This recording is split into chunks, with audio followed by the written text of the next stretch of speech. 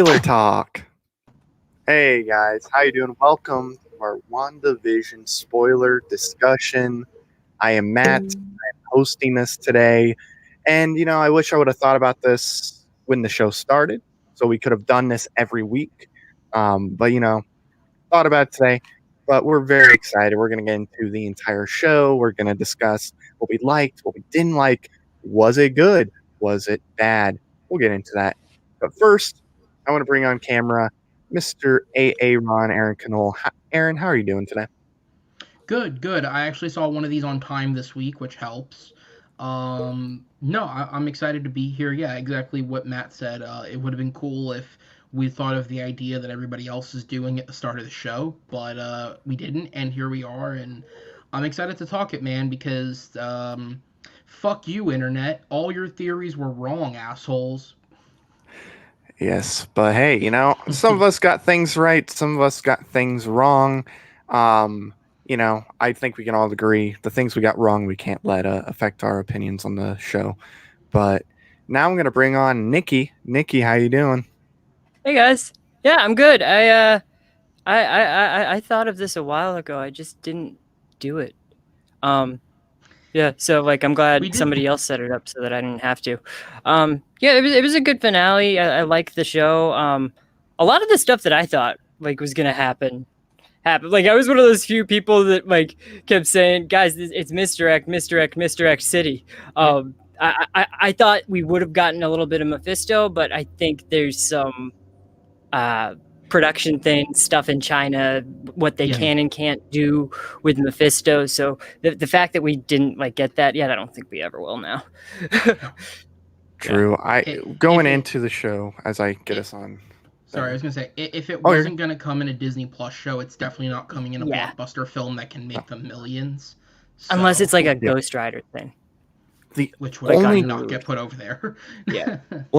Going into the show, I was like, okay, I don't think Mephisto's going to be involved. I was like, and at first I wasn't thinking because of China. I was like, well, why would, I just think it's kind of silly at this point to bring the devil into, the Marvel stuff. I just think it's a little, I think it kind of stretches it. But, then, as the show's going on, I was like, maybe. And then I would say about, 2 weeks ago, I kind of was on no, he's not going to show up, maybe, but China's not going to have it. They would have to edit it in some way to where China would get somebody else that's somewhat similar to. And I still don't think they were able to have it just because of magic stuff.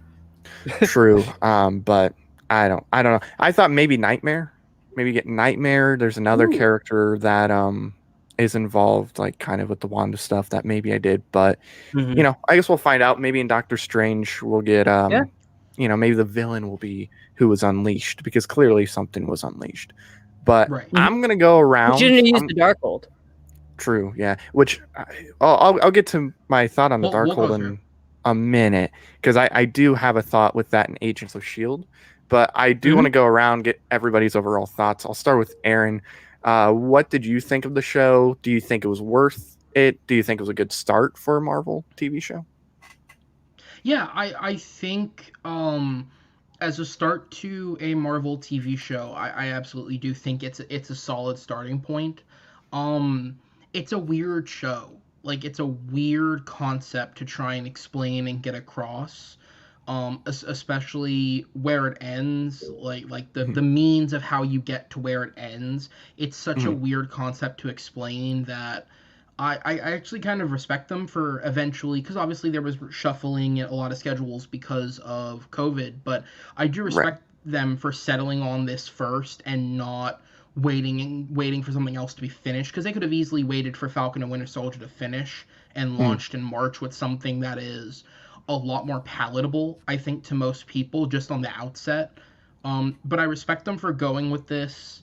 Overall, I do think it was a success, as it is with television shows, some episodes are stronger than others, but despite the weak points the show had at times, I don't think any of it was enough to overshadow the overall quality of the show, which was on its own as an arc, especially for the character of Wanda. I think it was really well written. I want to give credit to the director, because he's the only person that wasn't doing a lot of press for this show, but he's a director named Matt Shackman. He's only worked in television, mostly Mm-hmm. sitcoms, never worked on a film. This is the closest he's come, and this was a huge step up for someone like him. I thought he did an incredible job with the direction on every episode of the show. He did a great job with the direction. Um, yeah, I do think it was worth it, and I think, especially if you're an MCU fan, I think it is worth checking out. I know a lot of people had issues with the sitcom thing early on. If you're not a sitcom fan, it can be hard to get into. But I definitely think they do make it worth it for the emotional journey the lead character goes on. Okay. Now I'm going to bounce over to Nikki. What were your thoughts on the show, and do you think this was a good first step for Marvel in TV? Yeah. I mean, we've taken our first step into a larger world. But yeah, I liked it. I think it was wise to release this first, especially the timetable it takes place in during the show, where it being just 3 weeks after Endgame. It really kind of makes you think that maybe all these shows are going to be happening roughly around the same time period, so that once they all come out, it'll be 2023 in our reality. But this was one of those shows where I think the meat of the sandwich is the best part. Like, at first, like the beginning, those first like 3 sitcom episodes, I understand when people didn't like that. Then once you got into like episode 4, 5, 6, 7, 8, those episodes are really good.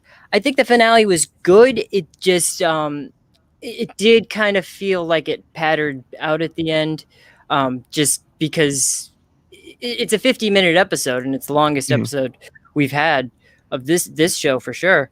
And it just still kind of felt like there were a couple of things rushed, and I had just as many questions leaving this episode as I did going into it, which is good because it leaves it open for more storytelling in the future. But Vision, like what's with like stuff like that? Vision doesn't show back up. Quicksilver, we really don't get an answer on how he got his speed, just kind of that he was some guy named Ralph Boner. But well, they so do, there's they a lot do of questions answer, still open. I was gonna say, but it was a lot of misdirect. Right. They do answer that, and it was Matt called it out before the show started. They do answer that with the necklace. When they that necklace was charmed, and she has a line where she says, I went, like, I think it was in episode 8. Yeah. She has some line where it's like, I needed to create a Quicksilver, so I created one. The powers that came from Agatha. No, they were in the necklace because he wore that the whole time. I still don't accept that as an explanation, though. And I'm always the person that says, well, this person said this, because yes, you were the internet. My problem isn't it's not fake Pietro. It's not him being like manipulated and controlled. The power, if she can create that sort of like Infinity Stone level speedster power, it just like, I'm questioning the ramifications of that. Does it mean that that's what Wanda did? Does that mean that real Pietro, never got his power from the stone, and it was just Wanda creating that power? That's more what I'm looking for. Where does the speedster power come from? Is that straight up magic? And if it is straight up magic, it seems like that can be used in a lot more ways. That's just what I was confused about. But it was a stunt casting. It was absolutely just he's not Evan Peters Quicksilver. He is Evan Peters. That's the one thing I called from the get-go. I was like, it's not going to be multiverse. It's just stunt casting. Yeah. And I think it was brilliant because I thought for the little bit that he had in the show, I thought he did a good job. He's a good actor. So I thought he did a good job. You know, he's used to working within shows like this because he's done a lot of seasons of American Horror Story, which are those one shot we're telling a story within a season type of things. So I liked his addition in this, and I liked it. You know, it's a little tip of the hat to people who know the X-Men films, and it's like, oh, cool, we get to see him doing it again. But it's a way to do it without committing to any kind of multiverse or larger idea that could lead to a lot of questions because they wouldn't have had the room to answer that in this episode. Now, did you see those interviews that he did, like, for the press of Dark Phoenix when that was coming out? Because by the time they were doing press for Dark Phoenix, that was a movie that was massively delayed. He's already been signed on to do WandaVision, so every time he's asked a question, he's just looks like terrified, like as if he's going to get fired if he says the wrong thing. So he's just like, nope, I don't know, nope. Yeah, so it's just kind of a funny thing. I guess looking back on that, that is a way you could put it in context. I Yeah. just always took it as all of them knew they were never getting brought back again, so they just couldn't give a shit. They were just Right. like, yep, Oh yeah. okay, nope. Yeah. Right. So I'm going to give my quick thoughts real quick, and then we'll kind of go into the details a little more because, there's a lot to cover. Devil's in the details. Or not. So obviously this is their first TV show. They're doing this for the first time. This is Feige's first attempt, because I know Agents of S.H.I.E.L.D. and Daredevil and whatnot, but this is Feige's first time basically being the showrunner for this show. So there's that. This show, looking at it, is obviously to set up the, next Spider-Man and Doctor Strange. To me, I feel like this show, hello, informational reality. How are you doing today, my friend? This show, I truly believe, would have worked a lot better if it was a 2.5 hour long movie. Because I feel like going into it and just watching the entire show, there's a lot of stuff in the show at the end of the day that really doesn't matter. There's a lot that you could literally take out of the show and it won't change how the story overall would be.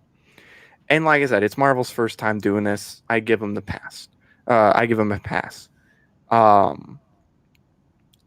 Obviously, there's some important things in the show. The kids, even though they're not real, are going to play a big role for the future movies. I truly believe that second end credit scene is, obviously it's setting up Doctor Strange, but that is where she's going to... Oh, go ahead.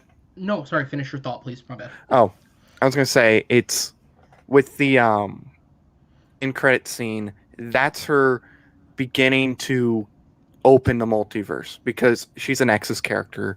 She is the one Scarlet Witch. Who the Nexus now. True. But she's looking through everything. She hears her kids yelling and whatnot. She's clearly looking at different universes and whatnot. She's going to try to take the kids out. That's going to screw with the whole multiverse. That's why I still believe Far From Home, the credit scene with J.K. Simmons, that is part of the multiverse thing. I think she, it's cracked open because that takes place 7 months after. So that's enough time where things are starting to settle in. And I think Spider-Man 3, we're going to start to feel the impact of that. So there's a connection. I did like that. But really, besides that, I guess the kids, White Vision, and Photon, you really didn't need much from the show. Yeah. It was how I look at it is a McDonald's, hamburger, right? It's a lot of nothing, but there's a little bit of meat in there. That's how I looked at it. I thought the episode, after watching it a second time, because I did watch it the first time pretty early, I wanted to, gather my thoughts, because I'll admit the first time I was pretty upset, and not because of the whole Quicksilver thing or some of my theories being wrong. That doesn't bother me at all. But I wanted to kind of let it digest, watch it again, see what I thought, and I came to the conclusion it's fine. I'm disappointed because Marvel has set a standard to where we expect like really good to great things from them. They did that to themselves. It's curse and a it's like a curse and a gift and a blessing. Yeah, that's what I was looking for. So for like the DCEU, this would have been great. This would have been one of the better things. I would have been happier. And that's no shot at DC. I just think with how early they're in as far as forming their universe, they've hit some bumps in the road. Marvel has established themselves as making really good content. Right. So with a fine episode, that's where the disappointment comes in, where I kind of expect more. And that's where I'm like, the story is really interesting. I like the story. That's why I think if they would have made a Disney Plus original movie called WandaVision, where you took, a lot of the sitcom stuff, put it in the beginning, and then, episode 4 somewhat in the middle, and then you kind of cut out a lot of episode 5 through 8, because episode 8 you could have took little bits of that. A lot of that is just filler. I think episode 7 is not terrible, but also filler. That's what I ultimately came down to, is the show has a lot of filler.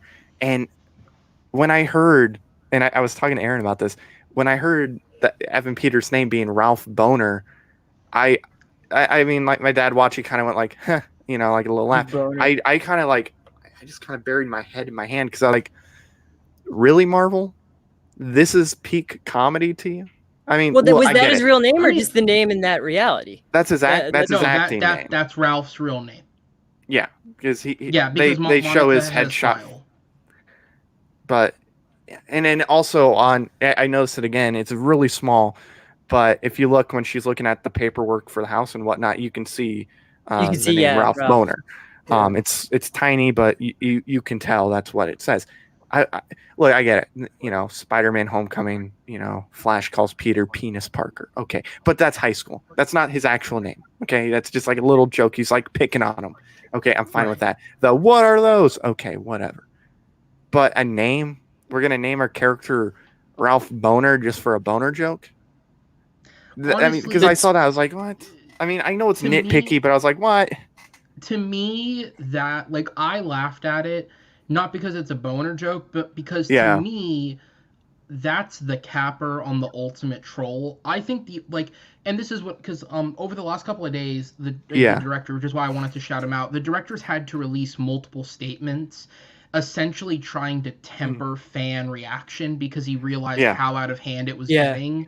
And as a creator, I'm sure he's probably scared and a little angry that fans are going to, by nature, dislike a product he created on some level, because they didn't do what they so deeply thought that they were and what they wanted. And that's Bettany's fault a little bit. Bettany is the biggest troll out there in the world, because it ends up the actor he wanted to work with his entire life. I love it. Is himself. No, I love it. And to be fair, part of me thinks that all of that got taken poorly out of context, because so and I was gonna say, I can wait till a little later to get into this if we want, because that whole thing is a completely separate mess from this show. But the Ralph Boner thing, to me, the ultimate troll was the Quicksilver. Like, I'm 100%, like, part of me feels like what happened was Kevin reached out to Aaron Taylor Johnson. Maybe he wasn't available, because he did still have a contract with Marvel. He wasn't available. And Kevin Feige's shown that he's not dickheaded about forced contracts. They are technically forced contracts, but he can make allowances for certain things. And so maybe Johnson didn't want to come back. He wasn't available. And so at that point, it's like, all right, well, how do I go about this? I know. I cast the guy who played him in the other universe, because we've just bought their asses, and I'm going to troll everyone. What's the ultimate troll name? Ralph Boner. Yeah. Come on. I know. Like, but here's the thing. It's a troll moment. Even before the Fox deal even happened, they wouldn't have needed Fox permission to do this, because he wasn't playing Quicksilver. He was playing Ralph Boner. So like the Fox deal, I think they were talking about this long before that. And it's just the Fox deal made it like solidified it, because the creators said they needed to do it. But I hear what you're saying, how like you could cut some things out of this show and the show would be the same. Like Monica, you would cut Monica out of this episode and the episode would have been the same. It's like they're filling in origin stories for characters they want to use in movies. But the story, the plot, it was Wanda's story. I was going to say, because I don't know if there's like a structure you want to do this in, because I have a couple different things just based off what you guys have said. But I was gonna say, for me, I just think it didn't need to be 9 episodes. I don't think it should have been a movie, because I think if we did this as a movie and condensed a lot of it down, I think it could have come off as confusing, because to me at least, without the sitcom gimmick, her creating a world doesn't make a whole lot of sense. That's a whole nother explanation you need to come up with. And I think there's a lot to condense in terms of the characters and their backstories and all of this into one film. Because remember, this being a show, we got to dedicate a whole episode to Monica Rambeau, and in part of that, we got to understand a little piece of the world and what the world has gone through in just a matter of weeks recovering from Endgame, which is something that we never got to see in Far From Home. So for me, I like that aspect of it, but like episode 8 and episode 9 felt like a part 1, part 2. You could have condensed pieces of both these episodes and made that one episode.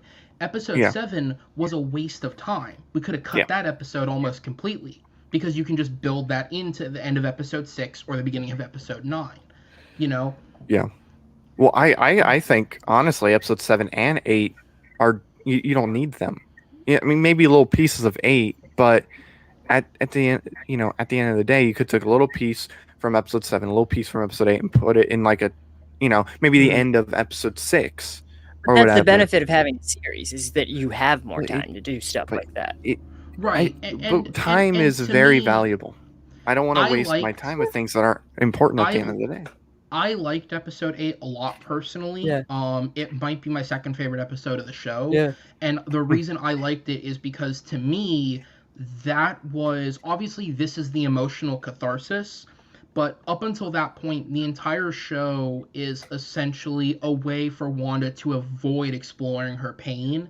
And that was where you got through it. Without that episode, the emotional catharsis doesn't play off properly because that fills in the holes.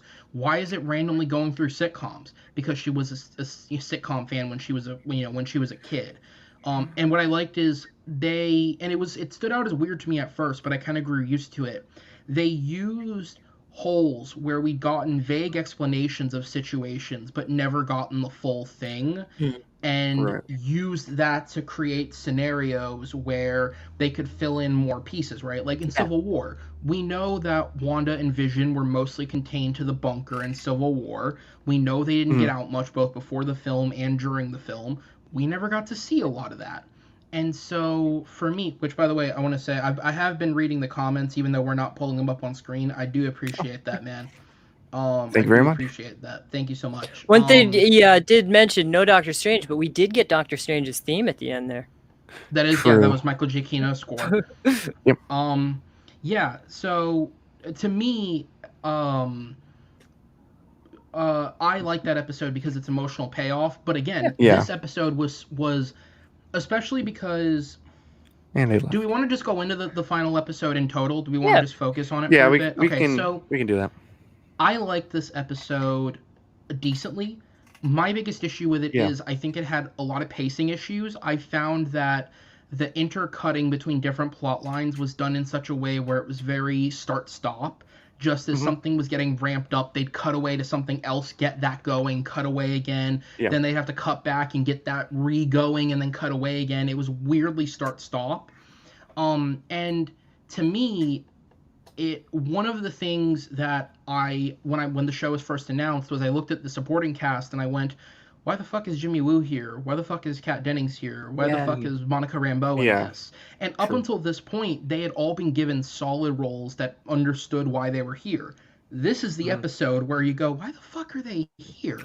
Because Jimmy gets wasted, Monica gets wasted outside of getting to see her power, and what was the other one? And Kat Dennings is in it for literally a scene. Like I remember, because I saw it twice as well. I watched it with my brother, and my brother turns to me and he's like, when they say like, oh, she's gone, and my brother was like, is that all she was in one scene? That was it? And I was like, I don't know. Maybe she couldn't make it to set that day. Fuck if I know.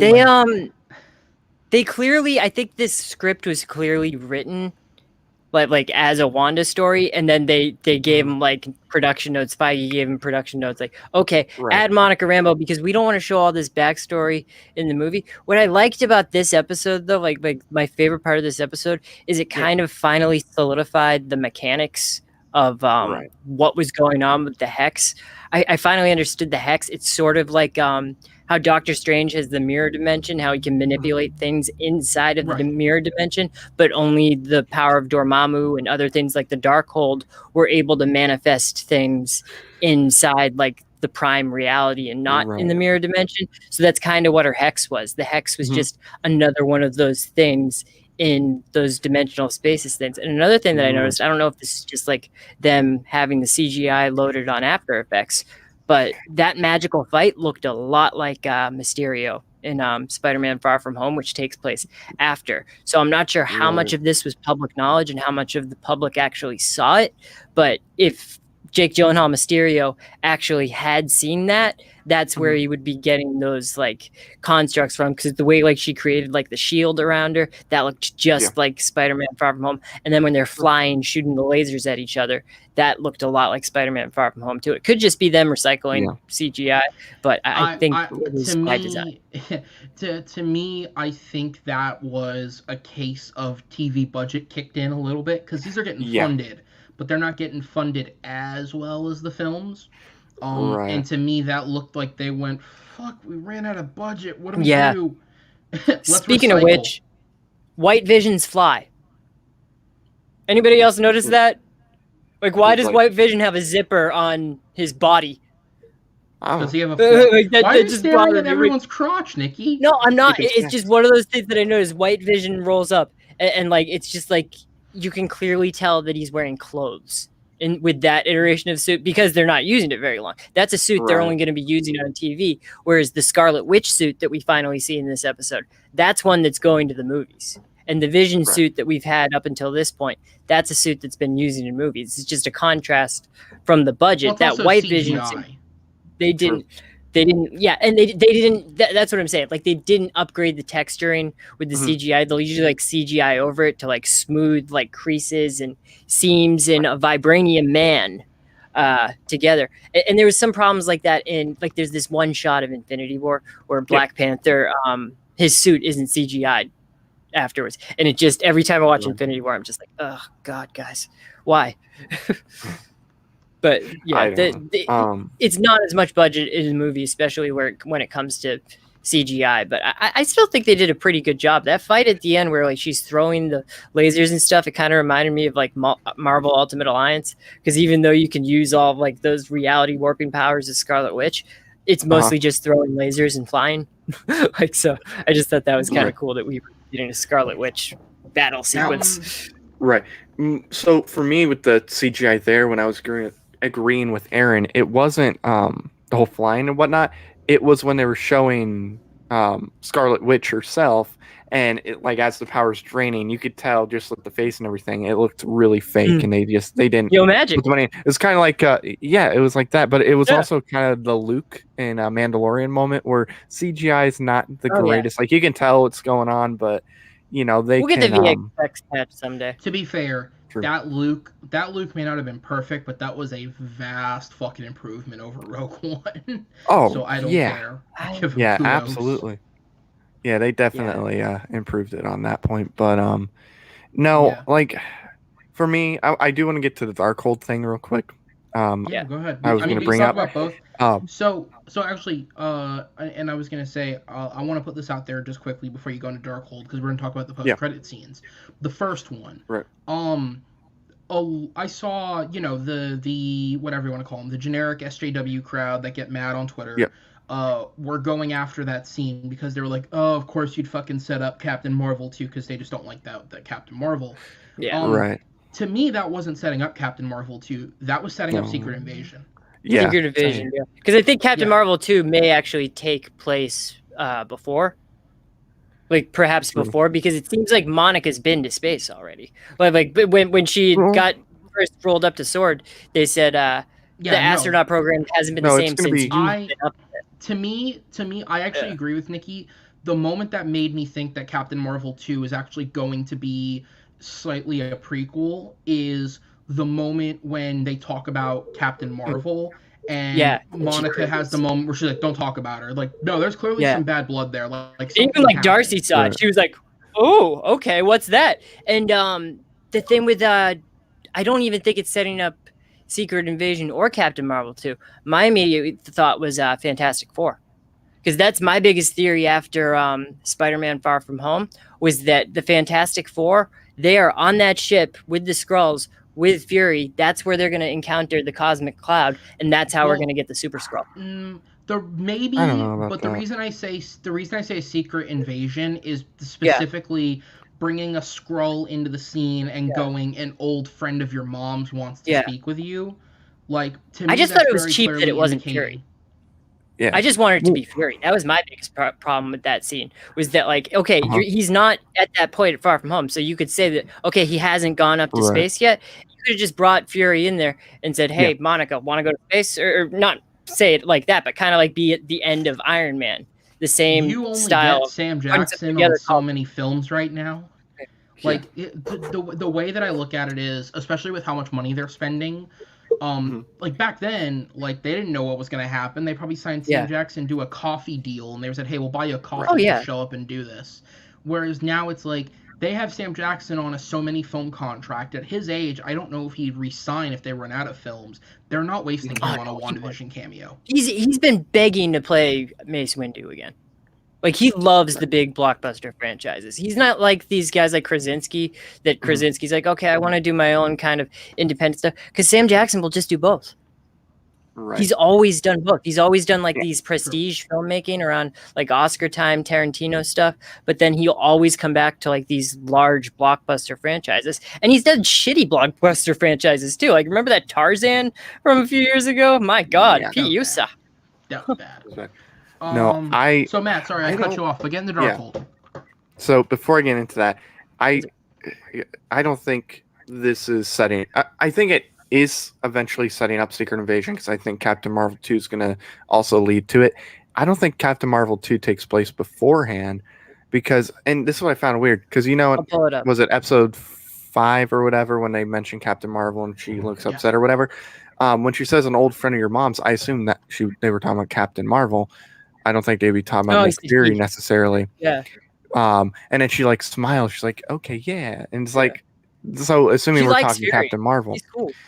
But I don't think that's Fury that she's referencing necessily, because she points to the sky. Male pronouns. Yeah, they say so. It could have been Talos too. It could maybe, but it could have been. But to me, it like the smile, because the smile was the last thing we saw. To me, the smile was after they indicated space. Like, that's what the smile was about. Okay. I guess that's true.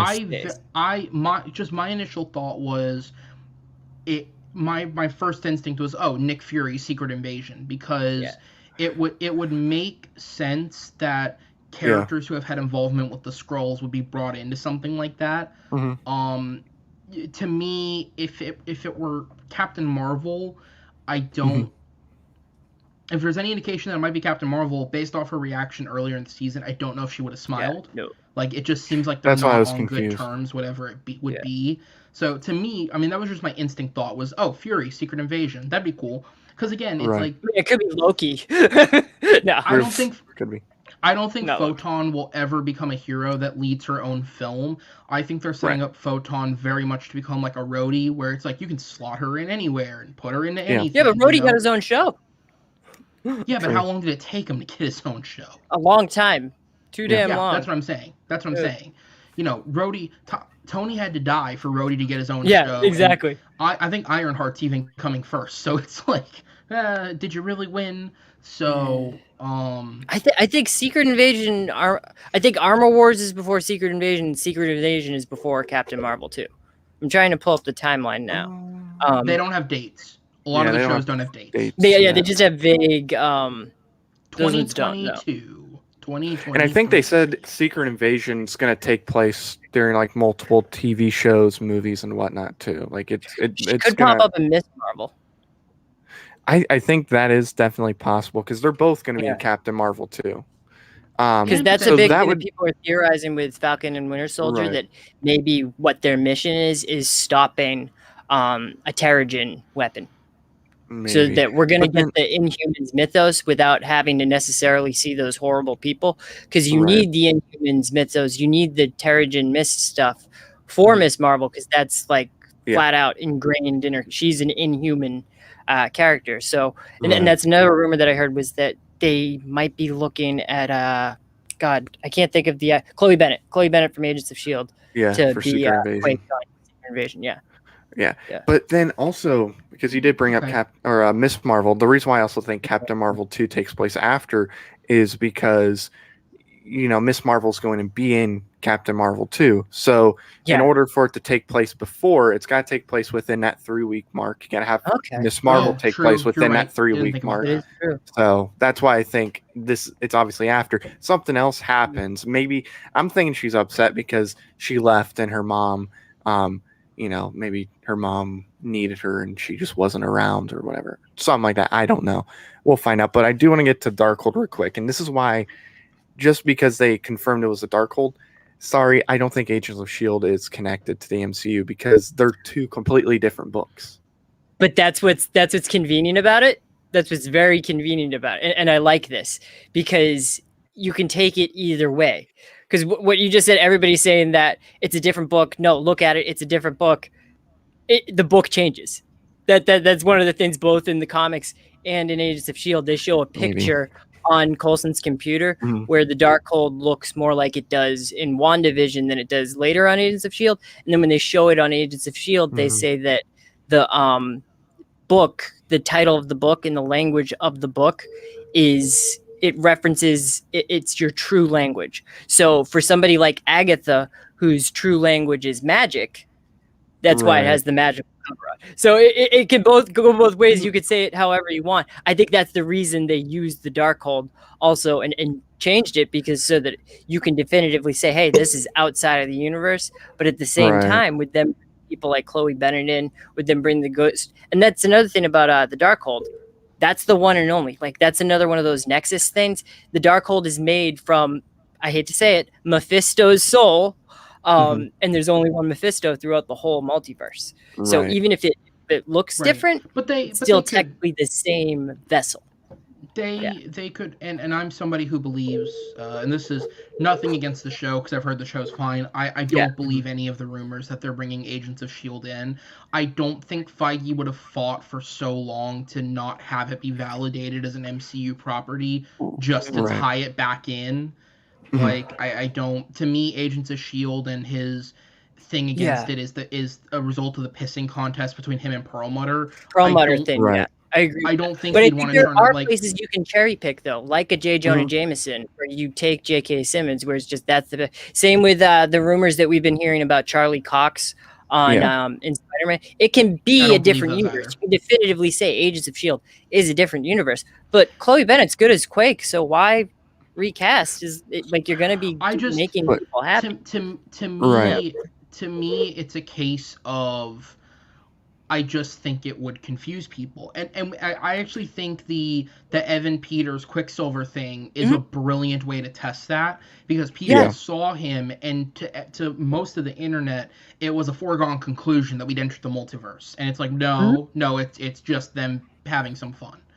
Right. And I agree with you. It would confuse people. But I just think the confusion is good, because how many videos have we done on this channel talking about who Quicksilver Evan Peters is? We've been talking about it on end, and they love that. Any sort of publicity is good publicity. So as soon as I think Disney's perspective on this, as soon as the Rogue One trailer came out and people were saying, why did they recast Daisy Ridley? I think right there, then and there, they saw the box office for Rogue One and they said, who cares if we confuse people? These movies are going to make money anyway. So I do want to go with the Chloe Bennett thing real quick, and then I'll kind of bounce there. I actually think there is a chance she could appear like in a Secret Invasion, same with Coulson or whatever. And the reason why is because Deadpool's going to be a part of the MCU. I think is going to happen is, I think once the multiverse closes out and it ends in Doctor Strange, it's closed, done forever. I think a few people are going to be left still. Like, I think Deadpool is going to be stuck in the MCU verse rather than Fox verse.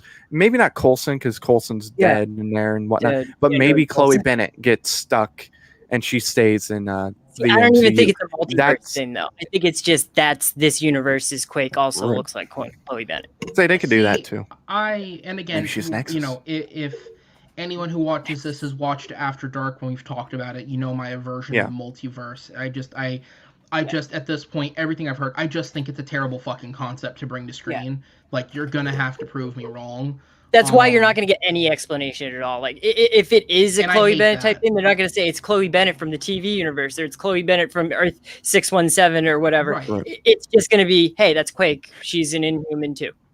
Right. Or And what I think they so could do to solve that is it's be like, wait, like, why are you here or whatever? They'll be like, or maybe Doctor Strange be like, when they close it, he realizes like Deadpool's still in there. He's like, even though we did close it off, some things from other places ended up staying, and then maybe that's how they explain it to where that's why they're there. right. Something So real 'cause simple like that. I'm even of the belief like I think the whole Deadpool's in the MCU thing is just going to get blown up for publicity and it's not really going to be Right. legit. Yeah. I think it's going to be in passing jokes because even in the X-Men universe, like in Deadpool 2, right? They make the joke when they're at the mansion of like, where is everybody? Do we not have the Evan budget Peters is for there them? too. And then but they do the bit where they're having the conversation and they open the door and there's the cast of Dark Phoenix just sitting in the room and then they shut the door back over and it's like, look back to Deadpool 1 though. Deadpool 1, that final fight sequence, that's is on a helicarrier. supposed. Yeah, it's the helicarrier. So you could make the argument that Deadpool was always in the MCU, right? And that the time travel stuff that he did at the end is why things are different. I think it's just going to be little hints and jokes. I think it's going to be fourth wall breaking. Like, I think this is my opinion, I think when they say Deadpool's in the MCU, I think they'll throw something from the Foxverse in there, and then maybe you'll get, like, an image of Spider-Man shows up on a poster, and you're just like, confusing, right? As he stares at the camera and makes a mug. You know, it's like that's what I think it's going to be. I don't actually think they're going to ingrain Deadpool. That's probably where we're getting Evans, right? Like, that's probably where we're getting Evans. What if Evans like just as a cameo in Deadpool? If he comes back, right. Yeah. What if Evans? Because that's something that Chris Evans hasn't done yet. Yeah. Like, that's like a Deadpool movie. A lot of these characters, like Robert Downey doing it, they haven't done that yet. Like they haven't done a Deadpool Marvel movie. Do you think Brolin's gonna come back for that? Just like off the top, because I think he definitely is. I think that's a missed opportunity. I think they could make it work. Because that's a joke right there. They've already used the joke. Zip it, Thanos. Like they already had it. I mean, Thanos and Brolin don't, like, Thanos and Cable don't technically look alike. No. Like, even though they're the same actor. And it's like Gemma Chan in Captain Marvel. She's in the Inhumans movie now. Right, she's in the Inhumans. Yeah. So I was gonna get into because I brought it up briefly earlier, but Nikki mentioned something that I actually don't believe in, which is that all publicity is good publicity. So I want to get into it because I think it is something you have to discuss with this show and how it could affect properties going forward, which is the fan obsession and fan evaluation of this show and then the constant predicting and how it's affected fan reception of the show. So if as somebody who does the news research for After Dark, it's something that I've been paying attention to, but over the last couple of days, the director of the show, Matt Shackman, has had to come out and make statements basically attempting to shut down all these popular theories before people go into the show. So one of the things is, so first off, reporting sucks at times. Essentially, so what a lot of people don't know is week to week, they were They're releasing WandaVision on Disney+. Yeah. I think I know where he's going with this, though. They were releasing these interviews with the actors where the actors would talk about the show. But he was saying how the publicity is bad publicity. The reason I think the good publicity is like bad publicity is good publicity because it's 9 weeks after WandaVision started. If you subscribe to Disney Plus just to watch WandaVision, they don't have to please you at this point. They don't have to like appease to you, like winning the end of the show. The show doesn't have to be good. You've watched it. You've been there for 9 weeks. They already have your money. And with a show especially like WandaVision where there is no season 2.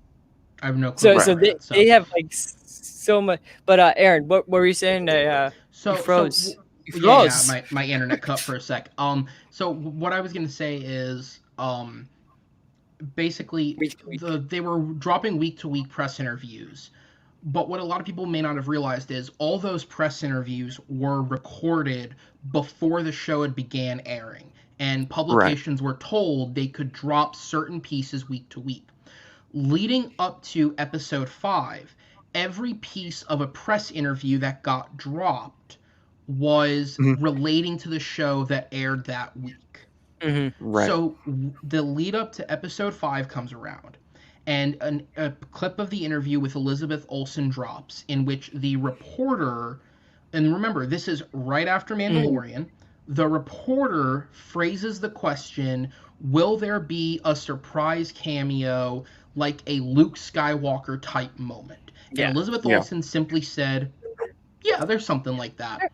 Right. My belief since the beginning has been that that was dropped on that week because it was meant to reference Quicksilver.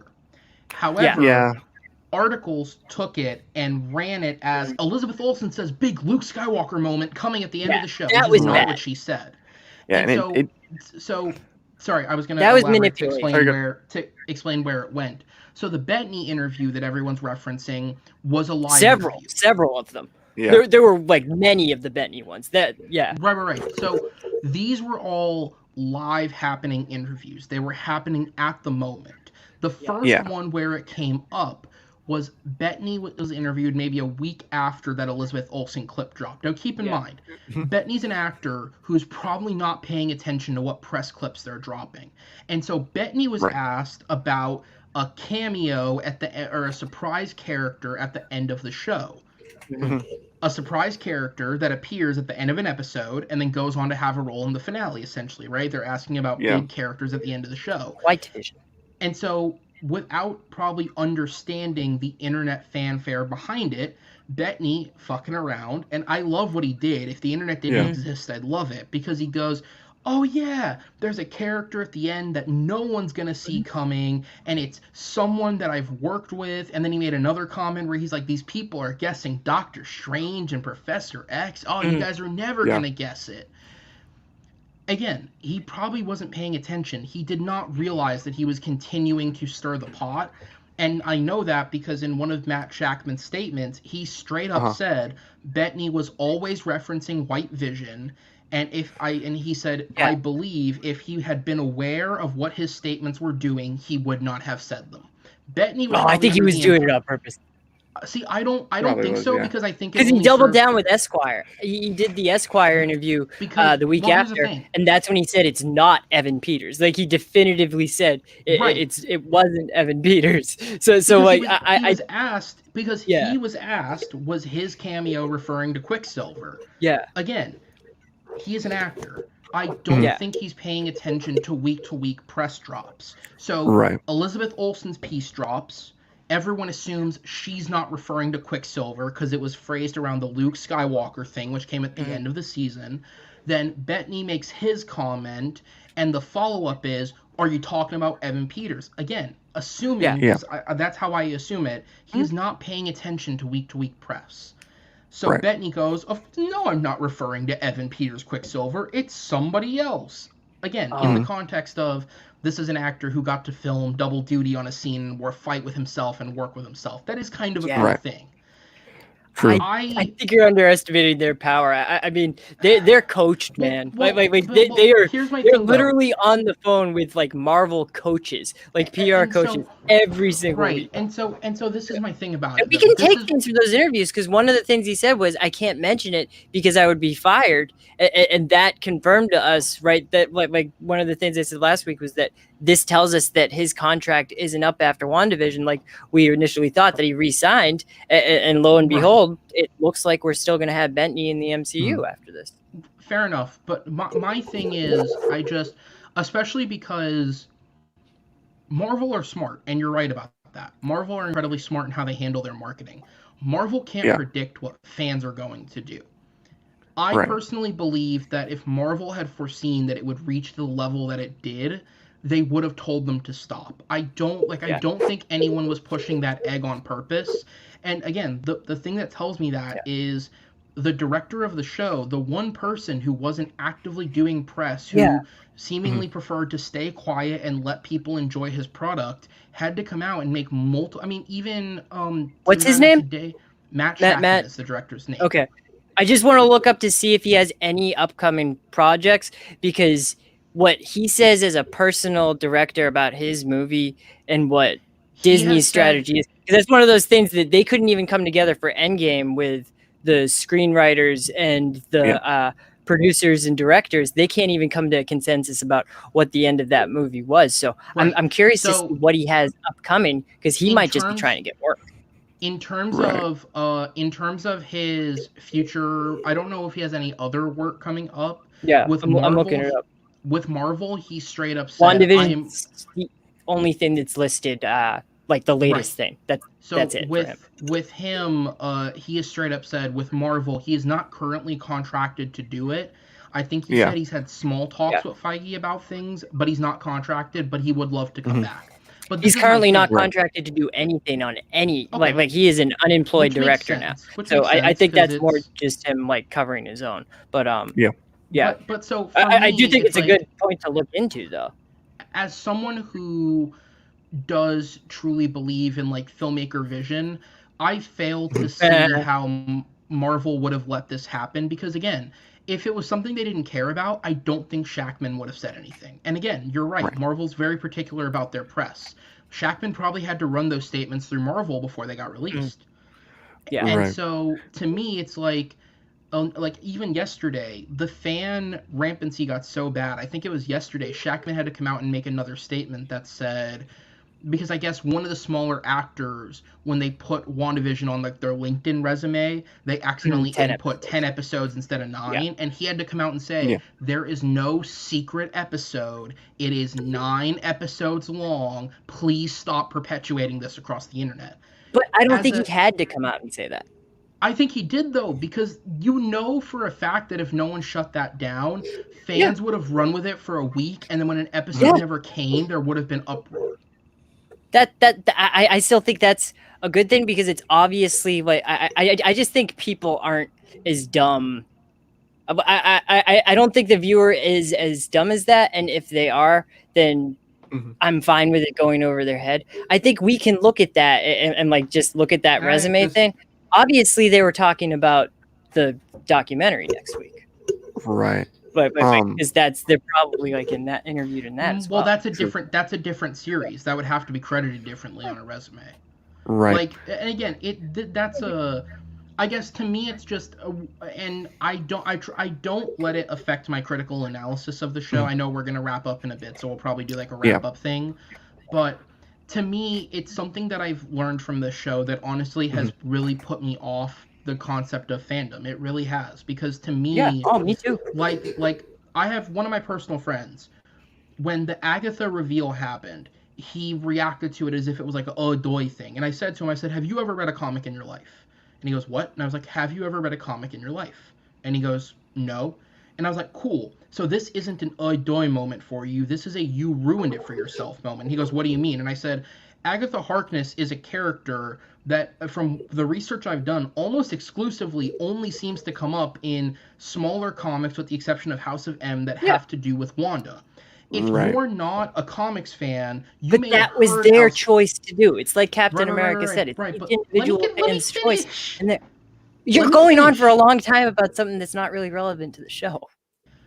What I'm saying is, I think it is relevant, because I think it's something that if it can continue, can hurt the future of the MCU. Because I think if people are going to start becoming so emotional about their opinion on something that affects how they're viewing the show, I think we're going to start to see a lot of disappointment, because as creatives, they can't just do everything fans want. And we've seen that. There has been backlash against this episode in less than a day, because people are calling it lame, they're calling it this and that, because it didn't do what they wanted. And it's like, to me, that's unfair as a creative. Like, I feel bad for him. Like, yes, he got paid to do the show and yada yada, but like, as a creative who got to bring a vision to fruition, and for the writer Josh Schaefer, I feel bad for them, because their vision, whether, like, I have my own problems with it, but it's based on the episode I watched, not what I assumed would happen, and that's unfair. Right. And I think it's something that, as the more the MCU goes into these crazier things that you can speculate on, I think the more and more people are going to start taking the disappointment out on the product itself, and that's a problem for me. Right. Now, since we do have to end pretty soon, I do want to give each of us an opportunity really quick to give our thoughts on the whole Vision thing, because I feel like what has consistently been the best part of the show has been Vision and everything with Vision. And just the final, this final episode, the best part to me was, again, Vision, just with Vision versus Vision, which I mean, like Elizabeth Olsen's thing, she didn't blow it out of proportion, but that interview didn't help necessarily. But I loved what Paul Bettany did when he was like, it's somebody I always wanted to work with. Like, he was clearly joking around, and when he saw, oh, they think Doctor Strange is going to be in it, and Professor X, he's like, okay, I kind of feel bad now for saying that, because he was just kind of joking around. But right. the whole like scene where they're in the whole building, and informational reality brought up, it was kind of similar to the fight in Man of Steel with him and Zod when they were flying through the building and whatnot. Yeah, that is true. I don't think it was an exact copy, but when it was Vision versus Vision, in the sense of like they were just talking back and forth, it was almost like a Spock versus Spock type thing. Yeah. That was, even though the action's cool and whatnot, it was cool to see the whole magic thing that she did on Agatha, like she did in Age of Ultron. That was kind of cool to see again. I thought that scene alone with the whole Vision thing, I love that scene. So we got a few minutes left. What were your guys' thoughts on Vision in this episode? And then we'll do a wrap up. And we'll start with, I guess, Aaron, since he's next to me. I was going to say, Nikki, because I had my point before. Nikki, go ahead. Oh, shoot. Yeah, true. So, Nikki. Oh, my only thought about, like, there was the Vision that was there. I like the whole entire point where they not so subtly, like, told you that he would be back again someday, like Frosty the Snowman and Captain Sisko. But, like, he will be back, whatever form I'll be in next. I did like that, because it's the most, like, hopeful note that you get from, like, the end of this story, that, like, okay, she doesn't really come to terms with her grief. It's more still like, okay, you're a robot man. You're probably going to come back someday. And that's the biggest thing about White Vision. It's like, did he just bail? Like, he just flew up and just where'd he go? Where'd he go? Uh-huh. We'll find out. out. Space? Who knows where he'll be? You going to talk to Adam Warlock in space? Like, what's he doing? He'll probably be in Doctor Strange too. Like, he touched him. He remembered all this stuff. You would think, oh, I'm gonna go help Wanda. No, he just left. Like, where'd he go? Where's Vision, guys? He's heading to the Doctor Strange 2 set, because he's going to convince Wanda at the very end of the movie while she's going crazy, or towards the middle, or towards the end. He's gonna play the Lois Lane type of thing in the Justice League movie, where like she's kind of going crazy, and then he'll be there, and then she'll come back to reality. Oh, there goes and Gravity. Then he'll be in future stuff. So there we go. Is he ever going to be colored again, or are we just stuck with white? Because I just hate that name, White Vision. Like, it just sounds like something Mike Pence would want. Right. Jesus. Well, I was going to say, my interpretation of it was like he left to find his humanity, and I think when he does that, he'll get the colors back. Because the thing with Vision is, like, the character's always been this weird balance of what's a robot versus what's human, and his whole character is about understanding humanity. And now, again, Vision's in a very weird, complex state now, with the real-world Vision being this White Vision, quote-unquote. Again, it's, and I forget the exact line, but there's a line at the end of the episode where he was like, I was a voice without a body, and then I was a body without a soul, and then he's like, and now I'm a realization of whatever, and I wish I could have the exact line in front of me, because I think it was a really brilliant line. It was good writing, because it's true. Vision has come, a memory brought to life. Vision has come in multiple forms. Now the form that we have Vision in the real world is a Vision who has the memories without the human connection to them. It's a Vision who knows he loves Wanda because he's seen that he loves Wanda, but he doesn't have the humanity anymore, the connections. Right. So I think it's the end of Star Trek Nemesis. It's the end of Star Trek Nemesis. That's what I said earlier this week. I said this to my dad. I said, either we're going to get the end of Wrath of Khan, or we're going to get Wrath of Khan Search for Spock, or we're going to get Star Trek Nemesis. Now, at the end of Star Trek Nemesis, Data puts his memory engrams into an earlier version of himself called B4, because it comes before Data. Search for Spock, Wrath of Khan, I'm not looking for that his one. consciousness is stored within bones and then restored back to Spock, and Spock kind of has to have like a cooldown period where like he kind of finds himself again during the voyage home. So I do think there are some Star Trek parallels that aren't just him getting the Landru computer thing where he's logicking him to stop.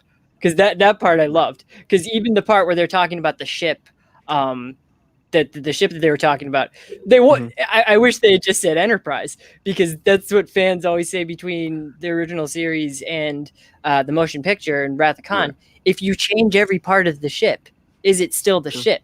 They've changed everything on the Enterprise. Is it still the Enterprise? Yeah. True. So there we go. And alrighty, guys. An hour before Nikki brought up Star Trek. That's true. Gotta be a took an hour. That's impressive. That was good. There's a lot of Star Trek parallels. There we go. Alrighty, guys. That is going to do it for today, though. I want to thank everybody who has joined and is watching. Oh no, you're good. No, I want to thank everybody. Get a chance to wrap up. Sure. If you want to throw in some thoughts real quick. Yeah, I mean, on the Vision thing, it's to me, it was just kind of, they quite literally left it open-ended, so it's you know, I guess we'll see what's to come. Sure. But I was going to say, just to kind of wrap up everything that we've had here, this is really just an extended film, and so, you know, when I thought back about it, because I've gone through all the MCU films recently and rated them and on my own scale and ranked them, so I decided to kind of treat this the same way the best I could.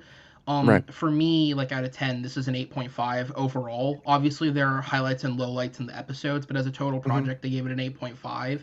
For me, right now, it does sit in the top 10. It's at number 10, so, you know, one great film could knock it out.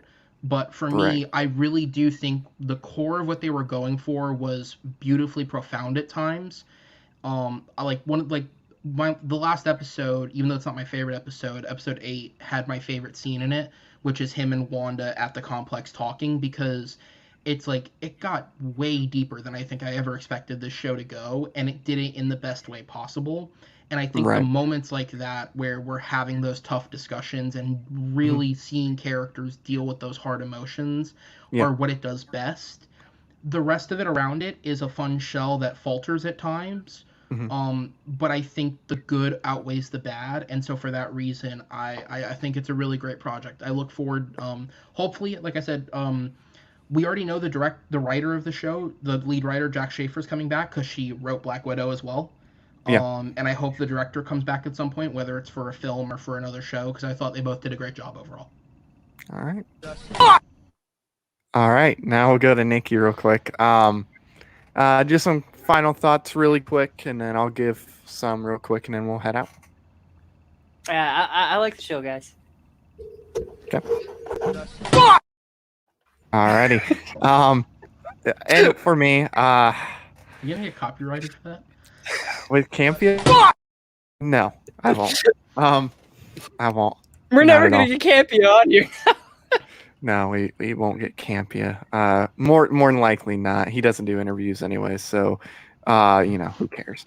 For me though, for me the show was a whole build up as far as what it was building towards, and for me the series finale, as we're calling it, unless they surprise us and do another season maybe after Doctor Strange 2. I don't see that happening, but if they do it, there we go.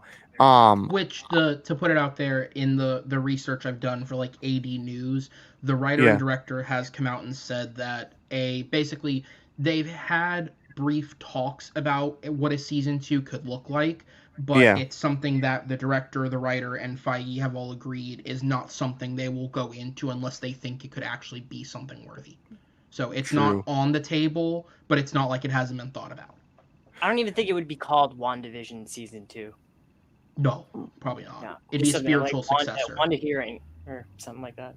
Wanda Smell. Right. True. Wanda Smelling. Right. But no, the show, for me anyway, it's a whole build up, at least to me anyway, as far as what it's if I can even speak. As far as what the series finale is, it builds up to a certain point. And to me, I thought the series finale was going to have a big impact as far as what I thought overall in the show, just because of what it's building towards. And to me, I mean, it's a 7. I'd give it a 7. Not a bad show. A lot of good moments. How dirty of a joke can I make on this show? The boner joke was just dumb. And this is something I thought in my head. Yeah. go around start. Because this is something I did say a couple weeks ago on After Dark about a certain variety of adult video that I compared something to, where it was a build up, and then nothing. Yeah, nothing. But I mean, it's a fine show. It definitely won't put it in my top 10 as far as the MCU goes, and that's because I have a very high standard with the MCU. You know, they built to a certain standard, and to me, that standard wasn't quite met. There was a lot of highs, but there was a lot of lows, and it just, to me, overall felt like it was a lot of filler. Like I said, it's like a McDonald's cheeseburger or a hamburger, you know, a lot of, you know, filler, a lot of things that ultimately don't matter at the end of the day, but there's some meat in there, which will matter for the MCU. And that is something important. You know, if you're watching it for the first time, I don't know why you're watching this. If you're watching the show for the first time or getting ready to, there's moments you can take from every episode and put it in. But there we go. That is going to do it. Thank you guys very much for tuning in to the show. Obviously, next Friday, we're not going to be having a discussion show because there's no show.